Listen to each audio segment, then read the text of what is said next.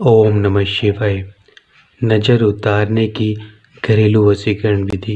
इस वशीकरण को करना बहुत ही आसान है। जो साधक साध्वी यह बोल रहे थे कि कुछ ऐसी विधियाँ बताइए जिससे हम हमारे घर में किसी भी व्यक्ति को या हमारे घर को बुरी नज़र लग गई है तो उसको हम कैसे उतारें। ऐसे नज़र को उतारने के लिए हमने पहले भी बताया था कि चाकू द्वारा किस प्रकार से आप नज़र उतार सकते हैं। ये भी घरेलू वशीकरण विधि है और घरों में सभी में फल प्रयोग किए जाते हैं, चाहे रिश्तेदार लाए हों चाहे वो खुद आप लेकर आते हों। तो उन फलों के प्रयोग से आप किस प्रकार से, यदि आपको या आपके परिवार के किसी भी सदस्यों को या आपके घर को या आपके दुकान में या आपके ऑफिस में नज़र लगी हो तो आप उसे कैसे उतारें। बहुत से ऐसे होते हैं कि उन्हें इन विधियों के बारे में पता होता है परंतु समय पर बिल्कुल भी याद नहीं रहता और वे छोटी सी गलती से उनका बहुत बड़ा नुकसान हो जाता है और वे बाद में याद करते हैं कि यदि हम उसे इस प्रकार से करते तो हमारा ये सब नहीं होता। तो आप भी चाहते हैं तुरंत ही अपने घर की नज़र उतारना तो आप ज़रूर करें ये सरल वशीकरण और घरेलू वशीकरण। तो आपने इस वशीकरण विधि में क्या करना है, जो भी इस लाइव को देख रहे हैं पहले लाइव को ज़्यादा से ज़्यादा शेयर करें, लाइक करें। और यदि आप किसी भी समस्या के बारे में जानकारी लेना चाहते हैं तो आप हमसे लाइव चैट में पूछ सकते हैं। जो भी आपकी समस्या हो उस समस्या के समाधान के लिए जो भी सरल से सरल वशीकरण विधियाँ होंगी वे सभी आपको ज़रूर बताई जाएंगी। तो आपने केवल वही समस्या को हमसे शेयर करना है जिससे आप बहुत ही ज़्यादा परेशान हैं, जिसे आप पूर्ण करना चाहते हैं, जिसे आप ठीक करना चाहते हैं। जिन्होंने अभी तक हमारे चैनल को सब्सक्राइब नहीं किया है वे पहले हमारे चैनल को सब्सक्राइब कर लें और साथ ही साथ आप बेल आइकन को दबाना ना भूलें। बेल आइकन के साथ साथ आप ऑल को भी ज़रूर सेलेक्ट करें जिससे आपको हमारे द्वारा बताई हुई सभी वशीकरण वीडियो की नोटिफिकेशन समय समय पर मिलती रहे। नज़र उतारने के लिए आपने किस फल का प्रयोग करना है। बहुत से ऐसे साधक साध्वी जिन्हें हमने इस वशीकरण विधि को बताया है और बहुत से जिन्हें इसकी जानकारी नहीं है उनके लिए और जो जानते हैं उनके लिए भी ये घरेलू वशीकरण विधि उन सभी साधक साध्वी के लिए। पपीता तो सभी घरों में प्रयोग किया जाता है परंतु इसके बारे में बहुत से साधक साध्वियों को पता है, बहुत सौ को नहीं पता है।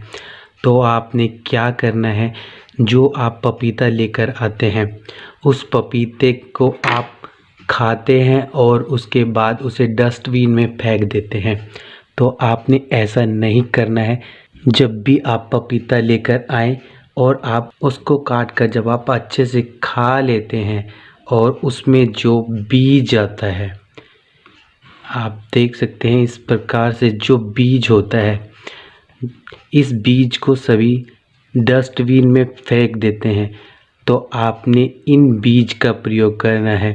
जो ये बीज है इस बीज की सहायता से आप अपने घर की नज़र को तुरंत ही उतार सकते हैं। आपने करना क्या है, आपने इन सभी बीजों को एक लाल कपड़े में बांध लेना है और उसके बाद आपने इन सभी को जो आपने पपीते का बीज लिया है उस पोटली को आपने अपने पूरे घर में घुमाना है। यदि आप अपनी दुकान की नज़र उतारना चाहते हैं तो आपने दुकान के चारों कोनों में आपने एक एक बार टच करना है, चारों दीवारों पर एक एक बार टच करना है और उसके बाद आपने किसी भी चलते हुए पानी में प्रवाह कर देना है।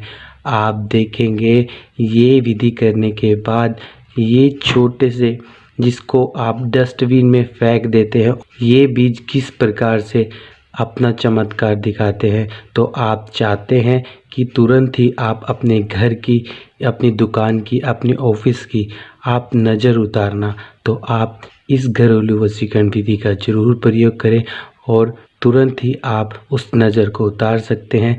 यदि आपके घर को नज़र भी नहीं भी लगी हो तो भी आप इस विधि को ज़रूर करें। इस विधि को जितना हो सके ज़्यादा से ज़्यादा शेयर करें। आपके एक शेयर करने से बहुत से साधक साध्वियों का भला हो सकता है। यदि आप किसी भी समस्या के बारे में जानकारी लेना चाहते हैं तो आप हमसे लाइव चैट में पूछ सकते हैं जो भी आपकी समस्या हो, या आप हमें इंस्टाग्राम आईडी पर डीएम करें।